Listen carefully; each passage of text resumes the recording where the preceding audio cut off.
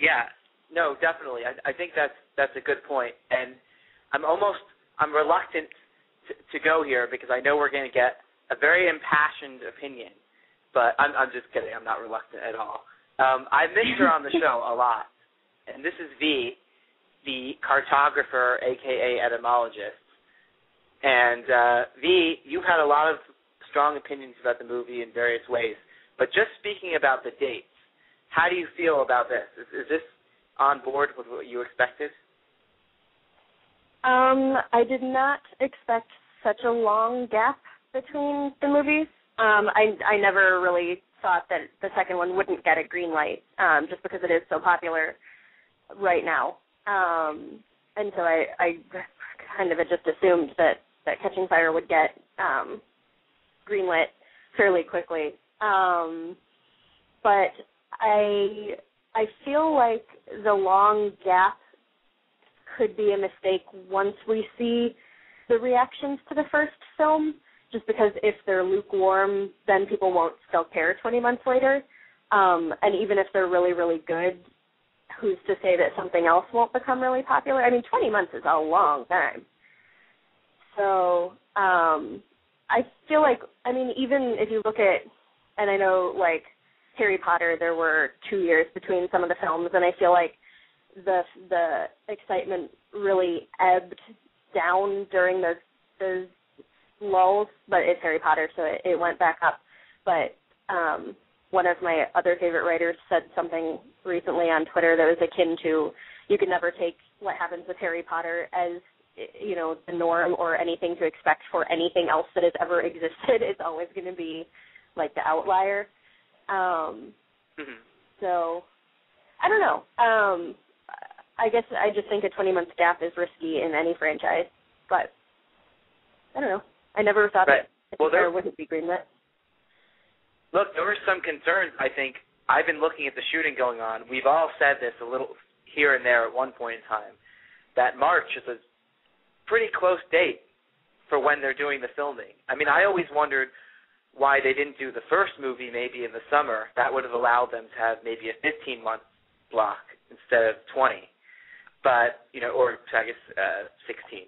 But, you know, that being said, I guess I want to make sure they do it right and benefit from this. It is still a franchise that's getting recognition and growing.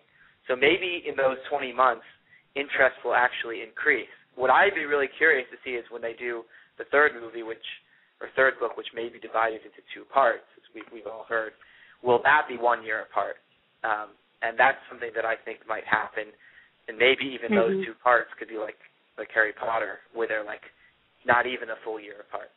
I don't know. It should definitely be interesting. There's one person we haven't heard from yet on this, actually two people.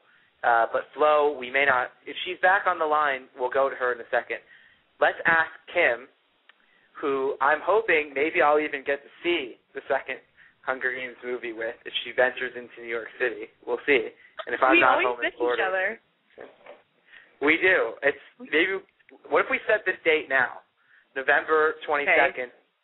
That's it. We're going. I think I can. I'm not busy yet on that day. I'm just letting you know. Nothing's come up yet. Well, you're making plans with me now, so you can't be busy now. I booked you. I know.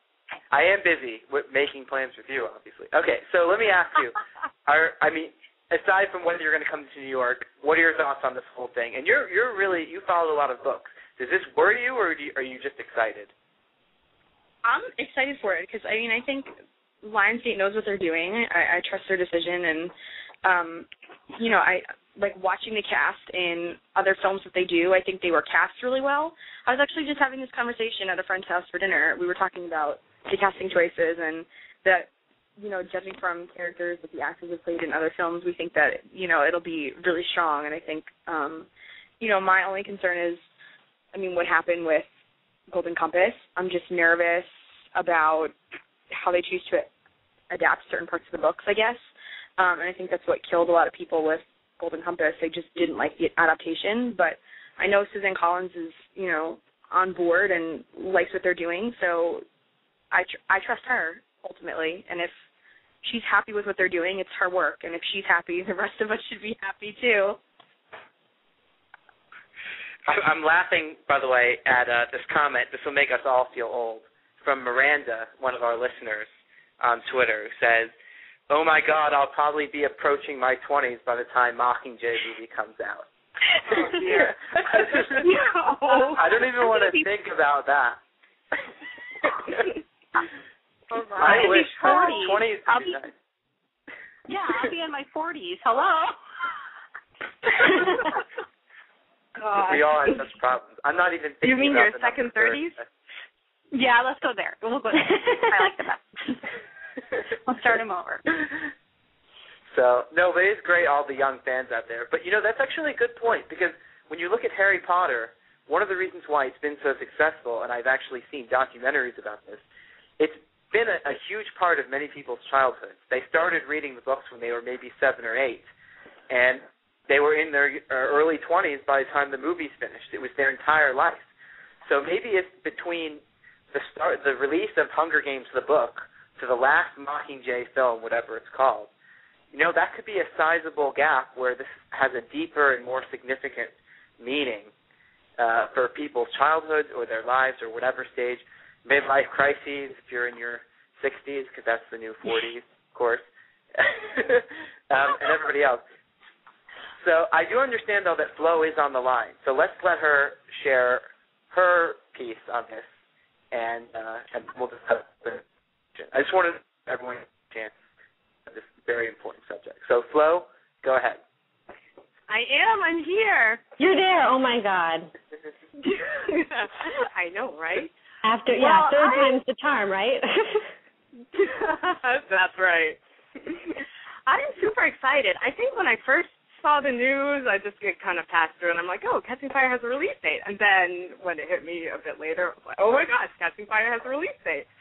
I think it will be good. I'm the sizable gap about it. I mean, one thing that I just thought of to consider, not saying that this first movie is not going to be awesome, because it is going to be incredible, and I'm really excited about it. But even like with some other franchises we've seen, as the movies go on, or as they get more movies, they kind of progressively get better. It's like they kind of up the ante. And so I think having that gap will give everybody a bit more time to kind of take it, Catching Fire, up from that next level that Hunger Games was at, which will be really, really incredible. So I'm excited about that. Well, I'm excited that you finally came on the show, because that was a roaring start. I have to give you credit, Flo. Nicely done. Yeah. Thank you. Do you guys think that there's... Welcome. Oh, and by the way, Kait from Victor's Village is now here. Hi. Hello. I was going to ask you guys, do you think that there's any chance that they might film Mockingjay and Catching Fire at the same time, and that's why they're taking so long? It would make sense. I don't think so.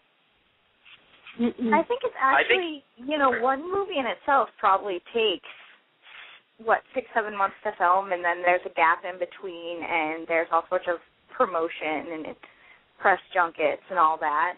So maybe they're just giving the actors themselves time.